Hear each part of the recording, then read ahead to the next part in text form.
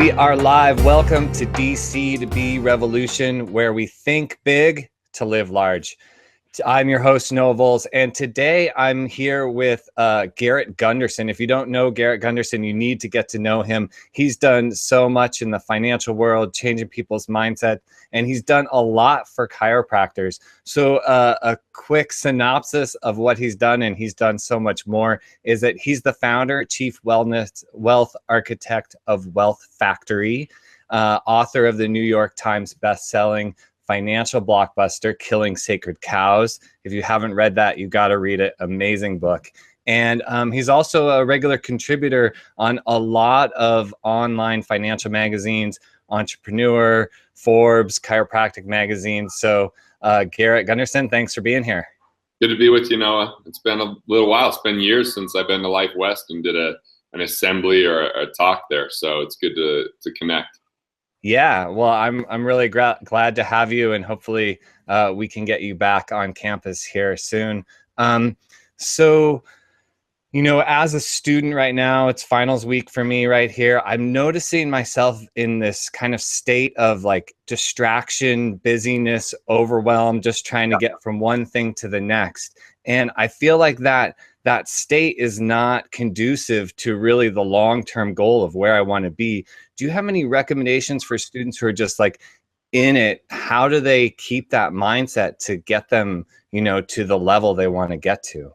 Well, the good news is I think I was more stressed being a student in college than I am as a business owner with 20 employees. So that's part of it. But I have a methodology that I use where you break things down into three categories. Things you're doing now, which you put into your calendar with a beginning and end time, and you list it as what will be accomplished when it's finished. So you're empowered by that.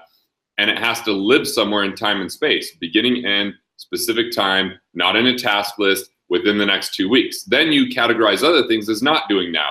Hey, they're important. You know you're going to get around to doing them, but they live somewhere that then you review every week or every 2 weeks, and then you enter them in the calendar when it's time to actually tackle it.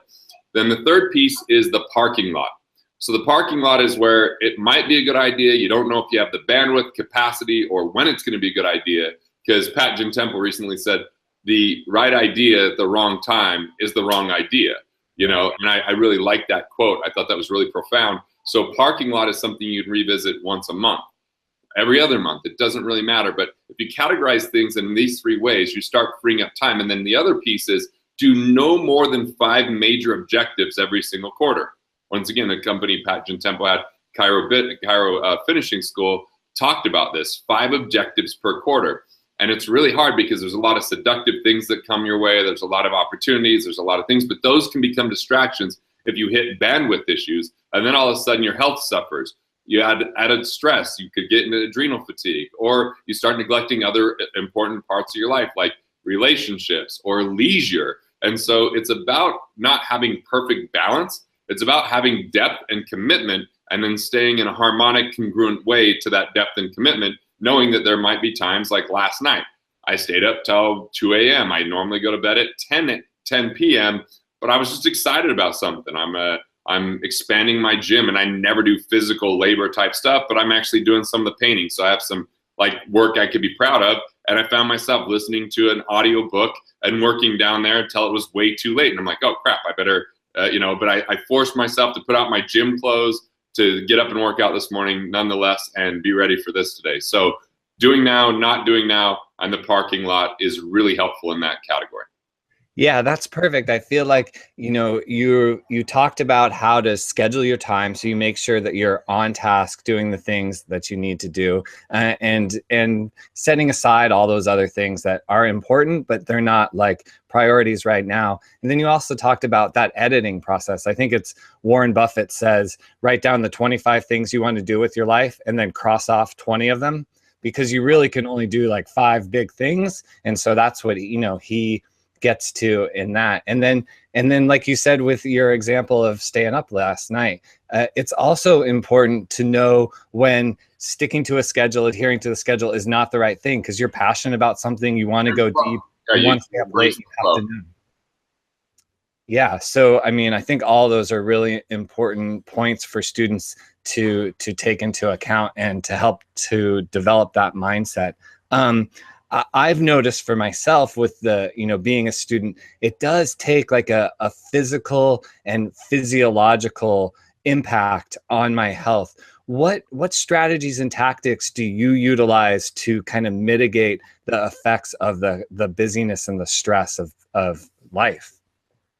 Meditation, number one, exercise, number two, and date night, number three, with my wife. So those are the three things. Meditation is absolutely critical in today's world. I mean, there's studies have shown a certain part of your brain grows when you meditate. I've seen people that begin meditating having a lot more kind of calmness, yet power to that calmness. They can handle stress more. They tend to ping scarcity off of them. I think of meditation as the armor of abundance. So, and then, that I think that date night's good because for me, it's just something to look forward to. And if you always have something to look forward to, you could deal with the stress or some of the minutia and then just kind of relax. And, that might even mean for me, date nights, maybe playing some records, maybe even drinking some wine. And I think wine helps, relax and de-stress, even though there might be other negative impacts of alcohol.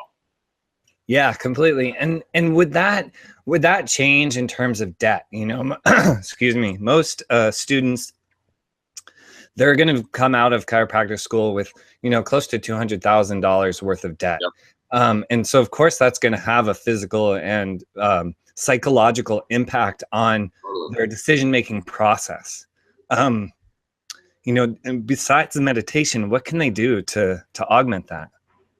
Well, look, part of it is you create an automated infrastructure from a financial perspective. So whether you're a student or whether you're graduated, you start automatically saving a certain percentage of your money off the top. Pay yourself first. Set up a separate account. I call it a wealth capture account. And even if you're working, low wage jobs for now, it's the habit that's going to create the results. So you start paying yourself first and build up at least 6 months of expenses and savings, because that's going to lower your stress. It's like a peace of mind fund. Then when you have that peace of mind fund, you can start attacking and addressing some of the loan, but realize, that loan, and if it's a low interest rate, then it's not that big of a deal. If it's a high interest rate, it's still not the end of the world, as long as you could produce more than what that costs you. So if I have a 6% loan, but I know I can grow my business 10% or 15%, it's okay. If I build up enough cash and have liquidity, that becomes more okay. If I can measure progress and I just attack one thing at a time, I don't try to pay off a car, a home loan, a student loan all at the same time. You address one piece at a time, but you begin with paying yourself first and building up that cash reserve, because if you don't have it, you will have more stress, more scarcity. Scarcity crowds out positive thinking. It creates out innovation and human ingenuity, and it's the greatest destroyer of wealth. And so don't allow that to drag you into scarcity. Instead, you could do a daily ritual with a 5-minute journal where you write down the 3 things you're grateful for, the 3 things that would make it a great day, and then, what some of your declarations are. That is a really powerful piece. Yeah, I'm so glad you brought that up. I totally do the 5-minute journal and I love it. And I think that's really important to think about. Like, you could focus on the debt and you can focus on the scarcity, or you can focus on all the myriad of ways that you can innovate and grow your practice at a higher percentage than the debt is accumulating. I mean, well said. It's a totally different perspective. And so, you have that opportunity, and you gave some really, really important skills for cultivating that. I even drive in the car with my son to school and ask him the 5-minute journal questions. What are you grateful for? What would make it a great day? Tell me some cool things about you is what I say for declarations. And, sometimes it's like, man, we do this every day. I'm like, yeah, doesn't it help you, create a more abundant mindset? Doesn't help you feel a lot more grateful? And I think one of my good friends, Sean Stevenson, he always talks about, when difficult situations happen, ask yourself 1 or 2 questions. What could be funny about this? Or how could I be grateful for this? And it's more perspective has so much impact on us, because if our perspective is off, our actions will be off. And if we allow scarcity to rule, then we're going to make decisions that don't lead towards prosperity. Yeah, completely. I was reminded of Stephen Covey and the 7 Habits of Highly Effective People, and he always says you can take the exact same action, but it can be coming from a totally different perspective or a different principle. So as long as your principles are solid, the action that you take may not really matter as long as the intent behind that action is really pure. And Yeah. so, My just chairman another always way. says, he goes, 90% of what someone gets out of me is how they approach me, you know? So Yeah. that's a big deal. Yeah, perfect. So you've been in the chiropractic world for a long time. You've been in a lot of different worlds. And I wonder if you could share a story of maybe a chiropractor or another health professional who really thought outside the box, who really wanted to create and design something that was really innovative and different and didn't follow the same kind of structure or system that most people have followed in the past. Do you have any interesting stories along those lines? I do, and usually I can't share a lot of them because of client confidentiality, but Fair this is enough. one that's been shared on camera, on stage, and it's actually a Life West grad. His name's Dr. Encore Prakash. So Encore met me at a Parker seminar. He had already signed up for our program because I spoke at Total Solutions. He had his CA there. She got my book, said, hey, I really feel like this book is important in your life. So he signed up. He's in a suit at Parker. Like he's not speaking. He's just he's a chiropractor attending. And I was like, he's like, hey, I'm in your program. And he starts telling me about his situation. He hasn't gotten in the black in business yet. He's still kind of, struggling to make it happen, and has a really cool vision that he wanted to have this integrated clinic where he had, yoga and meditation and acupuncture and nutrition and just a really cool in Manhattan. So he's building that. And then at a certain point, he and his wife decide, we really want to live in Carolina. We want to have some land. We want to raise some chickens. We want to do some farming, and all this kind of stuff. But he still had his practice in Manhattan. So he found a way to build a team, to have an executive, and to be able to spend most of his time in Carolina living kind of this country lifestyle, and then just head back to New York every now and again, which took a lot of work, a lot of like him growing as an individual, where he owned his expertise, not table side, but he owned his expertise as a visionary that allowed people to kind of, really buy in. And now he has a practice he's opening in Carolina, has a practice in New York, and he's living the life that he really wants to live. But I got to tell you, here's what's most unique about Encore. He spent 10 hours a week when he was working with us in our program for year after year after year to get to that point. He was willing to put in the work. He was willing to take Fridays just to work on thinking and on processes, on marketing plans. And some doctors, they just say they're so busy that they never invest in that. But he first and foremost invested in a vision that was unique. 2 locations, 2 different states, a flight away, but still have them both working out. And he was able to do that. And it's been really kind of a phenomenal story. And it's always great to be around him because he's so abundant, he's happy. And I mean, he needed to move to Carolina. When I go to New York, I have to show him what to do there. Like I take him to the comedy clubs that he doesn't even know about, and I'm not even from there. So it was good that, he went and got another spot. Yeah, I really wanted to drill down just a little bit on something you said about, we get so busy with present time things that are going on in our life that so many of us have a hard time kind of taking some time away to do like the real visionary work. And in visionary the work's economy, the hardest work. That's why. Some people think the hard work is labor or adjusting or all that kind of stuff. Vision is the most rare commodity in the world, and it drives the most value, and dollars follow value. So those that work on a vision, it creates the container in which we live and in the way we take our actions. And if someone's vision is just to see more patients, they're going to hit a wall. They're going to get stuck. A chiropractor can will their way and work their way to $1 million revenue practice, but to have multiple practices, if that's your gig, or to do what Dr. Chris Zano did, which is a client of mine, where he launched Chiro Thought Leaders and the Zano experience and treated those as his investments rather than mutual funds and rather than retirement plans or all the other kind of crazy schemes out there like options trading. And you know what? that allowed him to make money without having to do physical work. But now he's constantly thinking and sharing and is a major leader for people to really be inspired by, even though when he started doing that, I didn't know anyone that had more patient volume than him in the nation. I mean, out of one office per square foot, he owned it, but he always was looking at how can I make a bigger impact? And that was a big question. He's like, how much impact am I really making on my community? And what would it take to be game-changing and transformational for my community's health? And even beyond that, how can I make and catalyze health for this nation that is suffering from sickness? I mean, when you're around him, he's got certainty. He spends time on vision. He actually has a constitution when a patient comes on board. They have to sign the page-and-a-half constitution, which says if they haven't referred at least 3 people in the first 30 days, they can't move to the lifetime care program. They can't move into the membership type programs, because if they care about their health, they have to invite the other people they care about to be healthy as well. So I love that he has those kind of things, which is, just super powerful and profound, but it came from thoughts, thinking, vision, massive investment in himself. And most people think of investments, unfortunately, as stocks and bonds. I think of investments as ideas and people. And that fundamental difference has exponentially increased my wealth over when I was in my 20s, when I thought it was about stocks and bonds.